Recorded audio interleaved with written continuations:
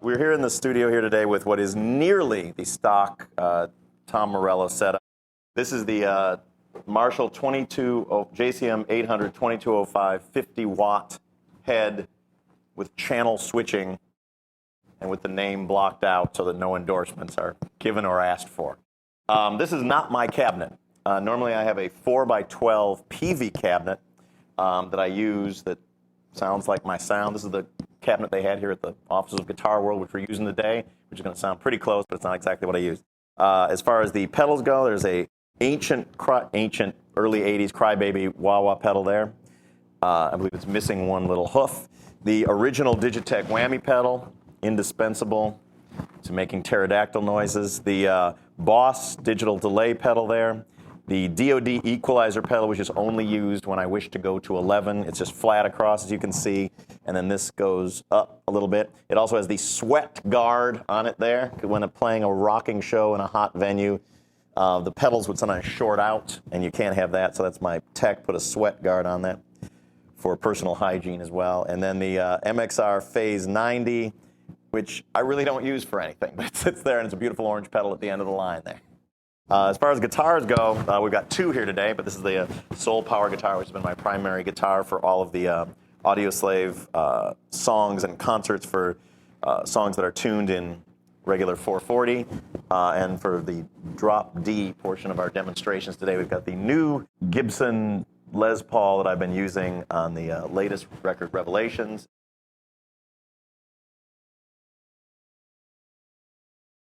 When it comes to like sort of creating new sound, I never really kind of go into the process going, and now I will create a new sound. It's just in messing around on the guitar, it's sort of different. It's concentrating on the happy accidents and the eccentricities that just sort of occur, and rather than letting that go by as a glitch or as sort of a one-off, I'll practice something. So if I were, I don't know, just set the delay sort of at a random setting and then step on it, would sort of see what that sounds like. Okay, that kind of has like sort of a slap-backy sound. So the first thing, and then it's just, I have a very, very simple setup, but by sort of manipulating in different ways, we can see what happens. So that's on kind of a slap-back delay. So what if we were to use the toggle switch with the slap-back delay? What might occur?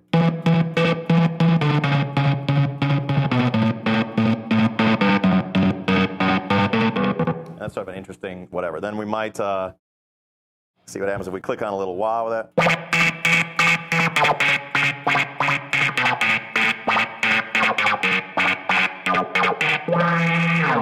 Alrighty, that's something that could end up as music down the line.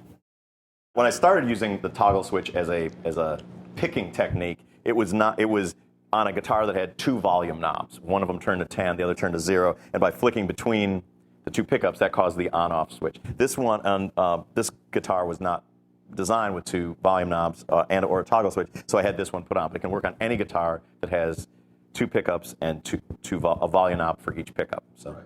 This one is customized, but you do not need a customized guitar in order to do the toggle switching.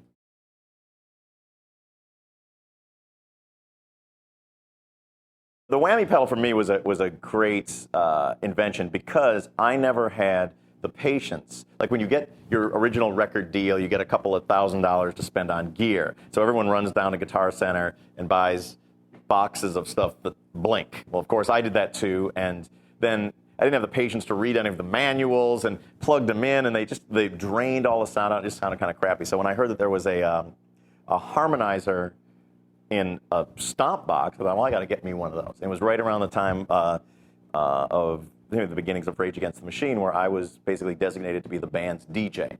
And I found with some very simple manipulations of a very simple pedal that all of a sudden the guitar, for me, was finding a lot of very new sonic possibilities. The most sort of obvious one, which was, and one thing I've also had, sort of always had the sort of the credo with my pedals, like, subtlety isn't so high on my list of things to go. It's like, I used to go, when you first go into a guitar store and you try a delay pedal, you turn all the knobs up and it sounds crazy and it's beautiful and awesome. Then later on, you're playing in a band, so you got to ratchet everything back for a little analog sustain. I always kept my mindset with the first trip to the guitar store to see how crazy it would get. And a lot of things with the whammy pedal, it's the 2 octaves up help to really emulate that kind of Southern California gangster rap sound. And it's like, you know, Dr. Dre was very influential in.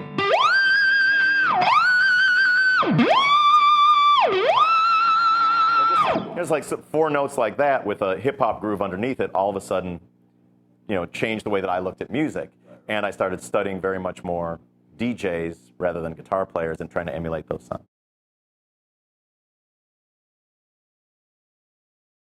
When you want to rock hard, children, lean on F sharp.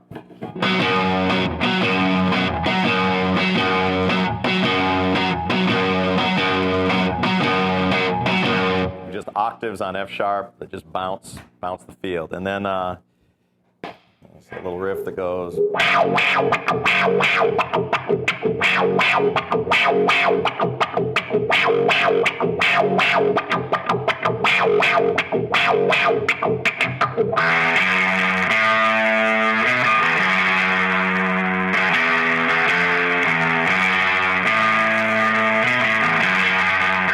that's the verse group, which is played with the somewhere on the sweep of the wah there for extra menace.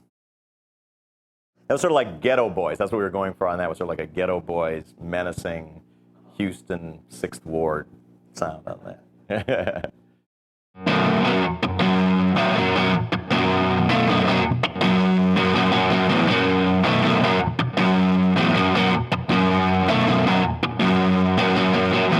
Again, it leans on the octaves a lot, but then adds in the sort of the dissonant notes. On the first chord, I'm just playing those 2 notes and muting the ones in between. Into the octave.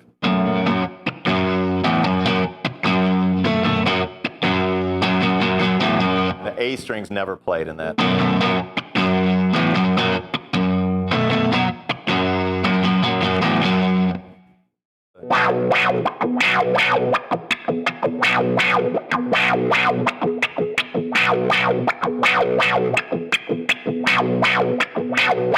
Bulls on Parade.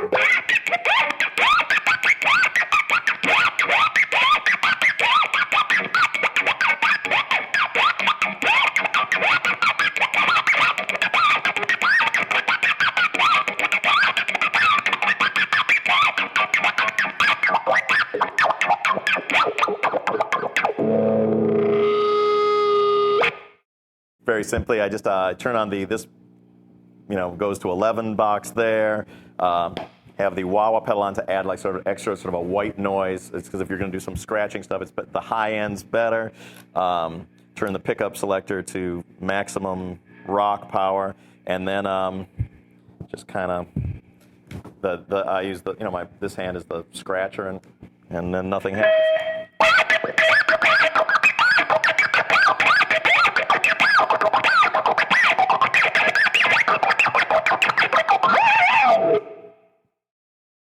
And it goes like that.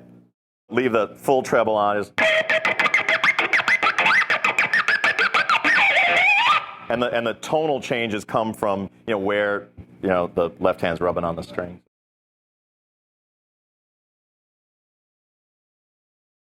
It's less kind of about this is how a thing is done. It's more kind of about just like having a disregard for the tradition of the instrument, and that this is just a piece of wood. It's 6 wires. It's a few electronics, you know. And you know, I was writing down notes to a song one day, and I had a pencil in my hand. And I had the, you know, the delay pedal set to short delay, and then.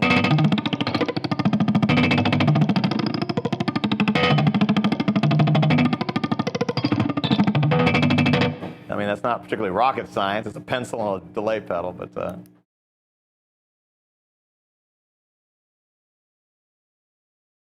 This was the 2003 helicopter version, which is, again, the delay pedal set to short delay, sort of a slapback delay. The whammy pedal set to an octave below. And then I just use pick in mouth and right hand to just sort of baby slap the strings while manipulating the pedal.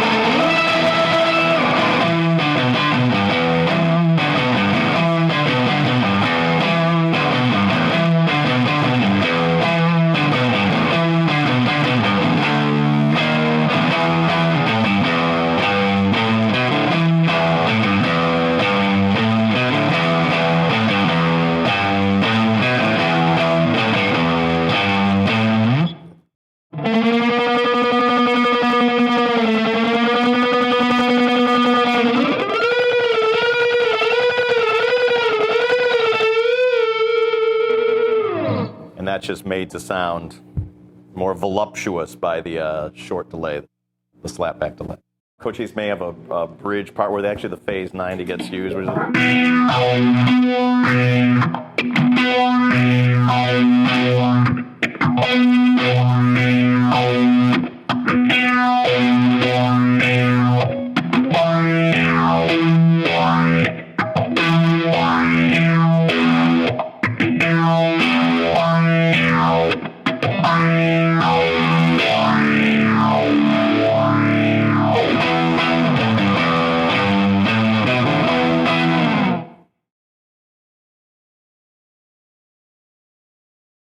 the guitar that I have at my home that I practice on, the guitar that I write songs with, is a nylon string acoustic guitar. You know, the biggest riffs are written on that guitar there, and it's like I now know, like it can be 3 a.m. and sitting with the dogs laying by the fireplace there and play some riff and just know what it's going to feel like at a festival show with us rocking that riff and 60,000 people jumping up and down. You know, like that's absolutely the case with the song "Sleep Now in the Fire," where I came up with that riff and actually was jamming with some other friends of mine and stopped everything, got the little tape recorder, said, well, that's gonna be good later on, and then and just knew from the beginning when those notes came out that was gonna be one that was gonna be a crowd pleaser down the line. This is the riff that just sort of came out of the ether.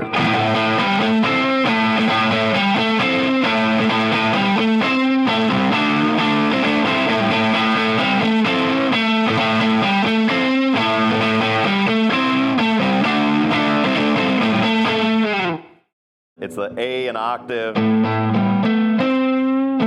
pulling a bit on that.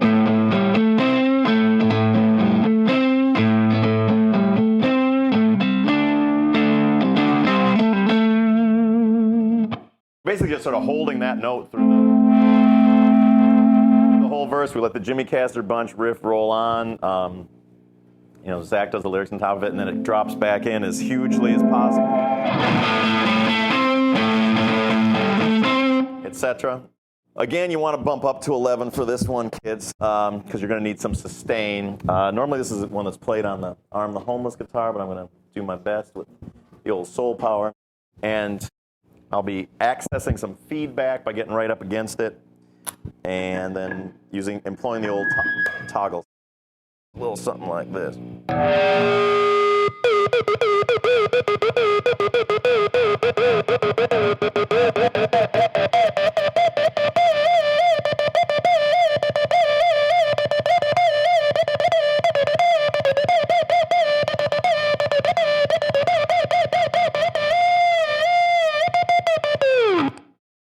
What's happening when my back is turned to you is that I am, with my right hand using the toggle switch and with my left hand manipulating the whammy bar to manipulate the pitch of the feedback. That is what is happening. Strings are open. Strings are basically open. You cross your fingers and you hope for a nice, sweet note to do it on.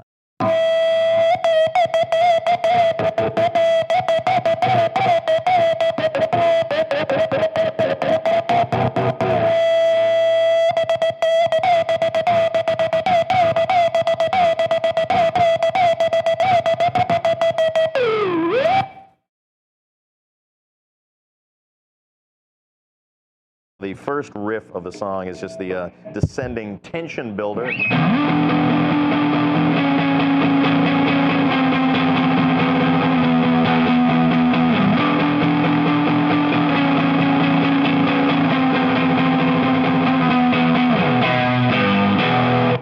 And then the verse continues quite simply. Chocolate thunder occurs in this part. More chocolate. More thunder. The second half of the verse is just employ a muted string chukka technique thusly.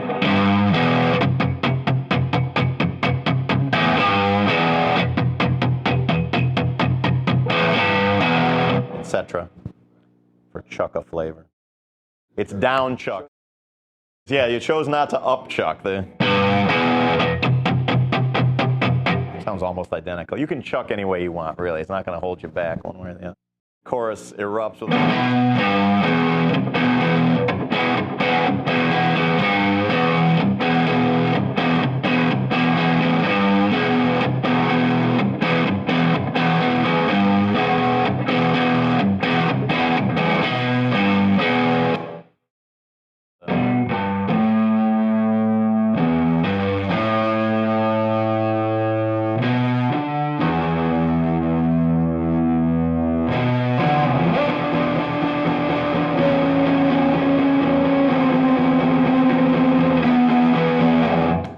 then the monkeys begin to laugh.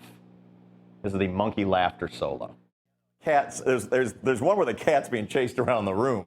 Yeah, but then the monkey's laughing is entirely different. I'm sort of the old McDonald of, we're in the primate house now when it comes to the monkeys laughing. And that is we go to 11 because it's a guitar solo. The wah-wah pedal is deployed. The whammy bar is depressed to make the strings slack. And then the little monkeys are slapped against the pickups while they're being wah-wah'd. And rumor has it that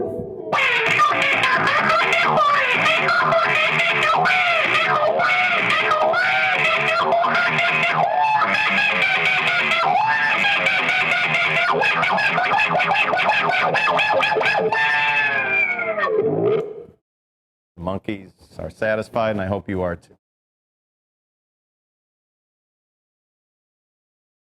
When I was practicing 8 hours a day religiously, I divided it up in kind of like 2-hour chunks. It'd be 2 hours spent on technique, 2 hours spent on what my understanding of music theory was, and some of it was out of a book, but a lot of it was just puzzling on notes and intervals and what works and what doesn't work. 2 hours was just jamming along with the radio or with albums. Never learning songs. I always shied away from learning songs because I wanted to sort of maintain.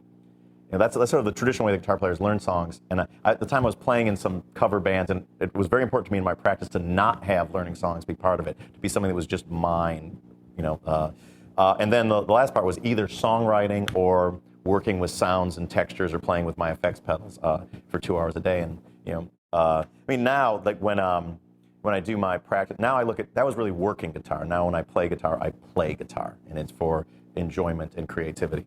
When there's like woodshedding now, or before we go in to make a record, or before a tour begins, or before I go in to play solos, basically it's about limbering my fingers. I've got kind of the technique somewhere in there, and it's about finding a way to bring it to the surface. And a lot of that is just doing really sort of fluid hammer-on triplets.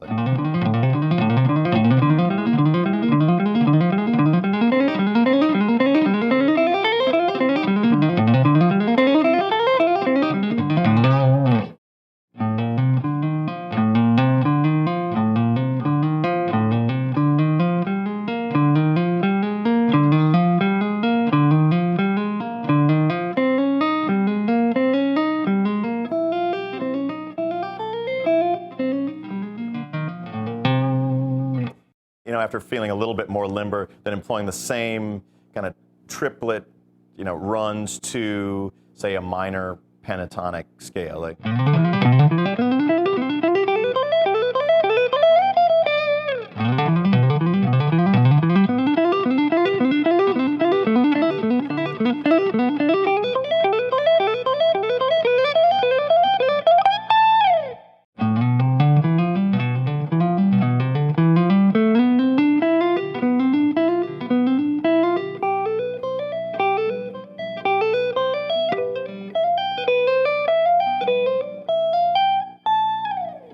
And just sort of improvising around that. What I like to do, though, because that sounds kind of clean and cut and dry, is just throw the delay on, and all of a sudden you're at the circus.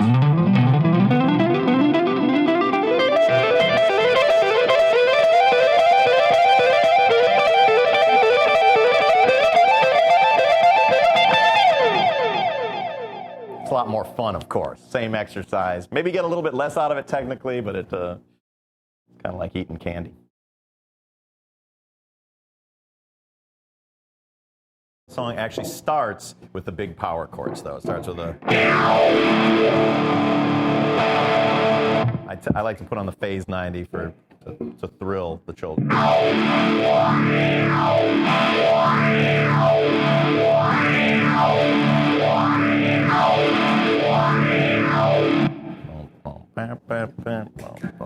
Then next up, we've got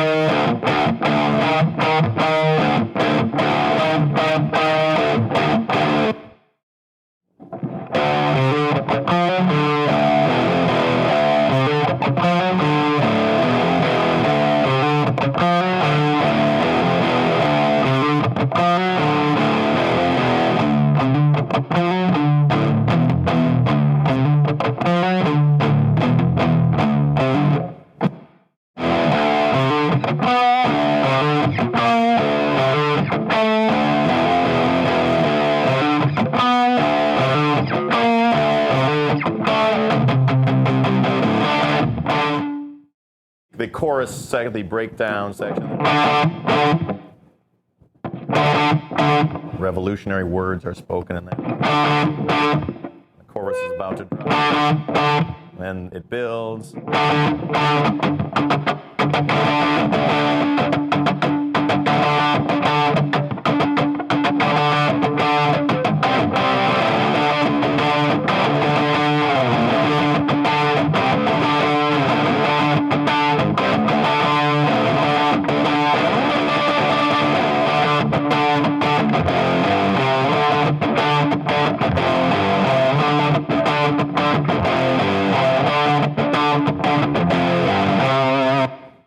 And then I kind of on the sort of the breakdown section of the pre-chorus, I normally just sort of improvise on the chuckas and whatnot to heighten the.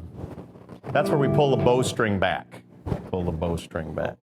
The guitar solo has the whammy pedal set to 2 octaves up, and is played thusly.